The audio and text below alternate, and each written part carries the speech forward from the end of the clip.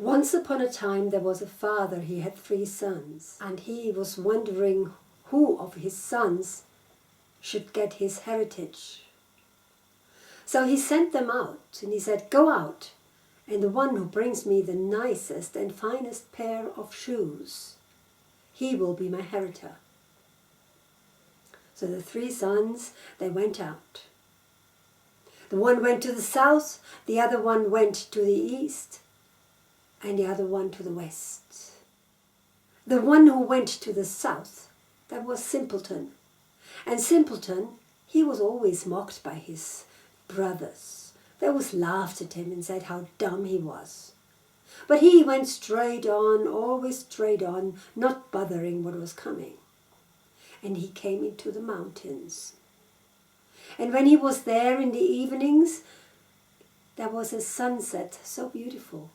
And he sat there and he drummed on the rock. And suddenly he fell backwards. And he found himself in a room. And the room was filled with books and bookshelves. And on the floor there were carpets.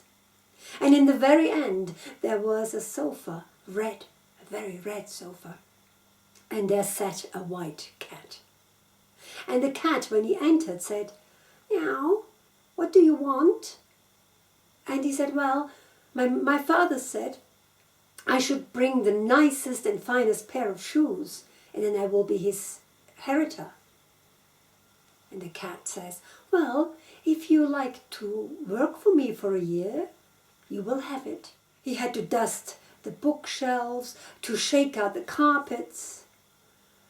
And when he was hungry, there was always something there. He didn't know where it came from. And when the year was over, she took him to a room next door. It was full of dust everywhere and spider webs. And she said, "Look up there. You can see these shoes. Take them. That's for you. Wash them in the source." So he took the shoes, he went outside and he started to wash them. But they were grey. He didn't like them.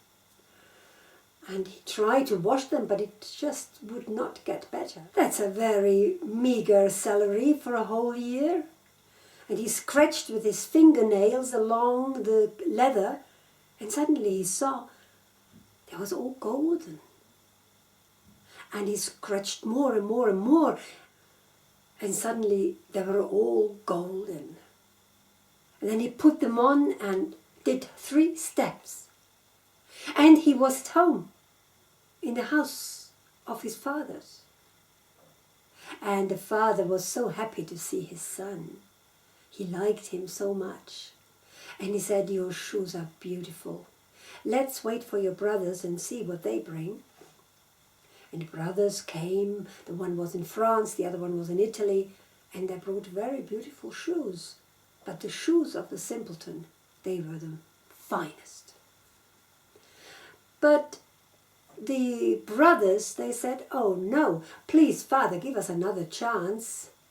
Send us to find something else." And Father said, "Okay, you just go and get the nicest jar you can find." And again, the other one went to France, the other one went to Italy, and Simpleton went to the mountain to his cat. When he came in, the cat was very happy. "Meow, what would you like now?" "Oh, this time I need a jar, the most beautiful one in the world." "You will have it, but you have to work for me for 1 year." "Oh yes, I will, gladly." And again he worked the whole year for her. And then it went so quick. After the 2nd year was over, she went with him to this other room where it was full of dust. And she said, "Take the jar up there." He took this jar, he went out, he washed it in the source. And the cat, she said, "You have to put water in it and taste it." And then he drank. And it was such a fine wine. And he drank and drank and drank, and finally he got so tired and he fell asleep. When he woke up, he put on his 7-mile shoes and he went home. His brothers were already there. But when they saw his jar, it was full of jams. And then they tasted the wine. The father said, "Simpleton is the one who will be my inheritor." But the boys, they said, "Father, give us another chance, a last one. Then we will decide." Good. Very well. So the one who brings me the nicest maiden home, he will be my inheritor. And the boys laughed. "Ha! The simpleton, where will he find a nice, fine lady? In the mountains?" they said. The one went to France, the other one went to Italy. Simpleton went to see his cat. She was very happy. "Hello, what would you like now?" "Well, now I need the nicest maiden in the world, and then I will be the inheritor of my father." "Good," said the cat. "You will have her, but first you have to work for another year for me." "Oh, yes, I will." And again he worked. He had a good time there. And by the end of the 3rd year, the cat said to him, "You have to turn around my neck." "No, I can't do that. You were so good to me." "You have to do it, otherwise you can't get the maiden." "No, I can't. I really can't."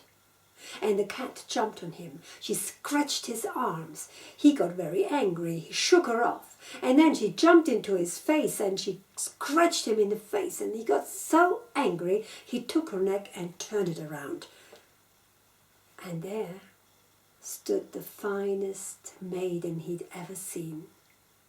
And she was so light, like the sun. And she said, "Now, you will see what's happening."